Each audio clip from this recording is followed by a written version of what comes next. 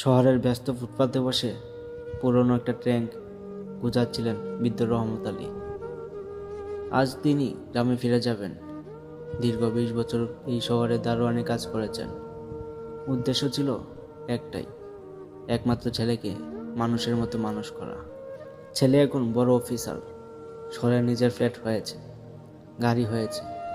আজ রহমত আলী শেষবারের মতো ছেলে আলিশান বাড়িতে গিয়েছিলেন বিদায় নিতে। ভেবেছিলেন ছেলে হয়তো বলবে, বাবা অনেক তো হলো, এবার আমার কাছেই থেকে যাও। কিন্তু দরজায় দাঁড়াতেই ছেলের পকেট থেকে কয়েকটা 500 টাকার নোট বের করে এগিয়ে দিল।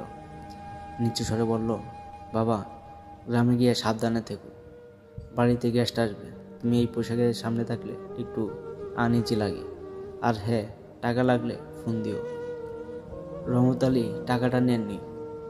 ট্যাঙ্কটা হাতে নিয়ে যখন লিফটের দিকে এগুচ্ছিলেন, তখন দেখলেন তার নাতি দৌড়ে এসে বলছে, দাদু তোমার ছেঁড়ার চাদরটা ফেলে যেও না, মা বলছে ওটা দিয়ে নাকি পাপোশ বানানো হবে।